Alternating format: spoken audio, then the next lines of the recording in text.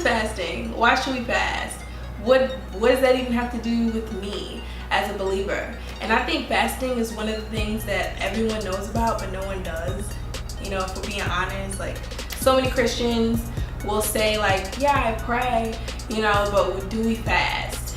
And it's been cited so many times in Matthew, I believe, where Jesus was talking to his disciples and he was like, when you fast, not if, you know, but when you pray and when you fast. You know, it's something that's supposed to be weaved into our Christian daily lives that will benefit us and bring us closer to the Father.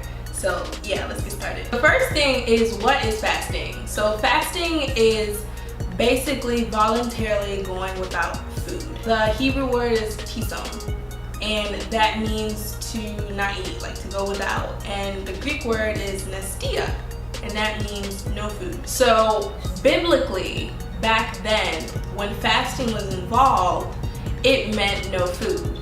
Today, in today's context, fasting can mean a lot of things. It just means abstaining from. It doesn't necessarily have to mean food. So now we know what fasting is.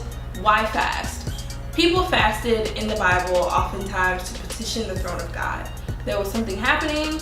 They decided that either they were too anguished to eat or they voluntarily chose not to eat to dedicate time to pray and petition the Lord for something.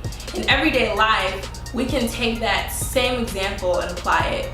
You can fast for the salvation of someone you know. Like, you are earnestly going without food or going without something to ask God and pray, like, hey Lord, this is a prayer that I really hope that you're meeting. You can fast to get closer to God. Me personally, that's what I do a lot of times when I feel like my Christian walk, I don't want to say stale, but stale for lack of better words, it's like plateauing. I will fast, you know, to try and just take my time off of something that I deem so necessary. And don't get me wrong, food is necessary, but to take that time away from food and really just like hone and focus my prayer life into tapping into what I feel like God is trying to give to me. Fasting has so many different functionalities that it can be used for, but mainly it's basically to tap into the spiritual realm and petition the throne of God and be like, Lord, I need you to either come closer to me where, you know, you can strengthen our relationship, or I need you to do this on my behalf. Biblically, like, you see so many examples of fasting. So many. The first one that I came across was Nehemiah. Nehemiah heard, he was a cupbearer, and he heard that the walls of Jerusalem were destroyed and burned and all that. And he was so hurt, you know, because he was in exile, but the Israelites were his home, they were his people. And he was like, I don't understand, you know, he knew, let me take that back, he knew what was happening, and that's why he went on a fast. It's Jeremiah chapter 1, and he just like went into mourning, and he was fasting and praying for days, trying to petition the throne of God, you know, trying to ask God to hear his prayers, and also repenting, because he knew that him, as well as the people of Israel, had done something wrong that angered the sight of God. But that's what Nehemiah was doing. And you see in chapter 2, you see that God heard his prayer. You know, his ear heard and saw Nehemiah, and he answered Nehemiah's prayer, allowing him to go travel over there to help build the wall. You see Daniel. Daniel was weeping because, again, the children of God did something wrong, and God punished them, and Daniel was trying to plead on their behalf. You see Jesus, right before the start of his ministry, he prays and fasts for about a good 40 days before he's met with Satan later on for the test. You see Esther, when Esther was being used to free the Jews with Mordecai, before she approached the king, she was like, please fast and pray with me for about 3 good days. You know, help me petition the throne of God. Help me be able to ask God to help me in this thing. So I think the question that so many people have is like, how do you fast? It's so simple. Like, it doesn't have to be this thought out Well, yes, it does need to be thought out, but I mean like elaborate plan. It doesn't have to be. I think the main thing to do is just find something that would be a sacrifice to you. You know, something that you love, something that would be a sacrifice to you. Food will always be a sacrifice, and abstain from it, but start small. So the two things you really need to do is have a purpose. What are you fasting for? Are you fasting from freedom of sin? Are you fasting to ask God to get your new job? Are you fasting to for someone to be saved? You know, find what is the purpose of your fasting.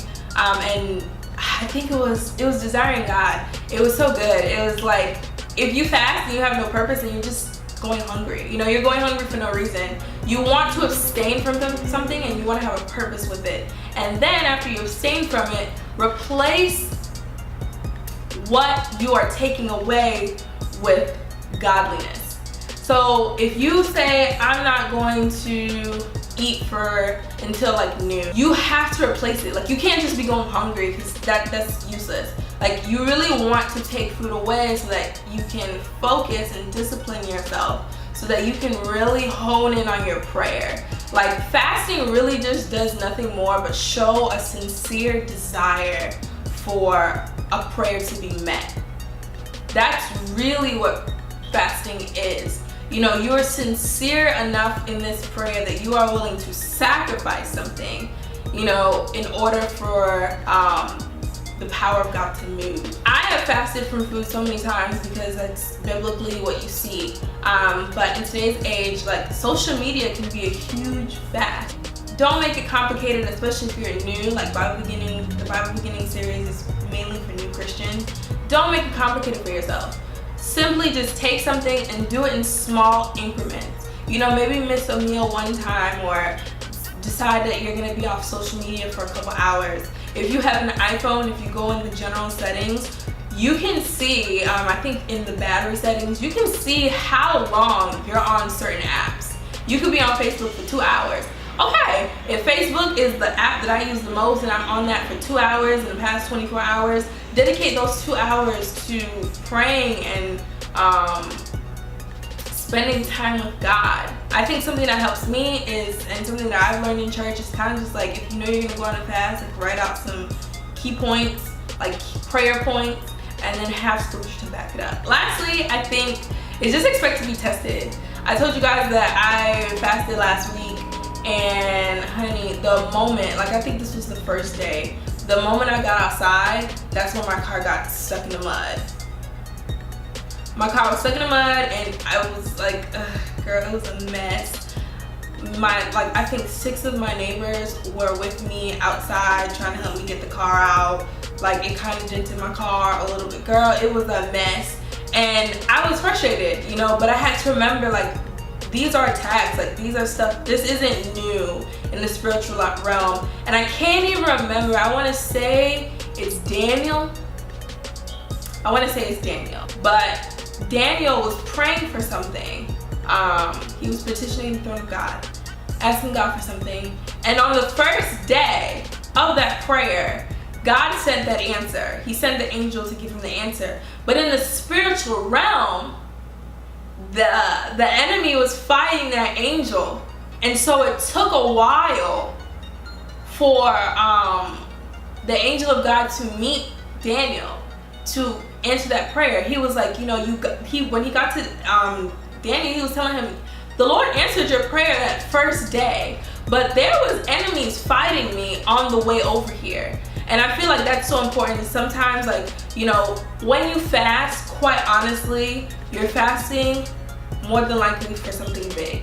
You know, for a safe delivery for a child, for wisdom concerning schooling. You know, you're usually fasting for something worthy of you depriving yourself of something, you know, or just elevation in intimacy with God. You have to remember that it's not all hunky-dory. Like, Satan doesn't want you to elevate. Satan doesn't want answers to be met. You know, he doesn't want prayers to be answered. So you're gonna have to expect these tests to come. Jesus says in the New Testament, like, when you fast, don't make a big deal. You know, fasting is intimacy with God. You know, in the New Testament, don't make this big deal like, oh, you're at work and they're having like an office party or something and they're offering you a cupcake. No, I'm fasting, y'all. You know, I'm just struggling. You already got your reward. That was your reward. Everyone's sympathizing with you. You don't want that, you know? Be discreet. Go as the Lord leads you.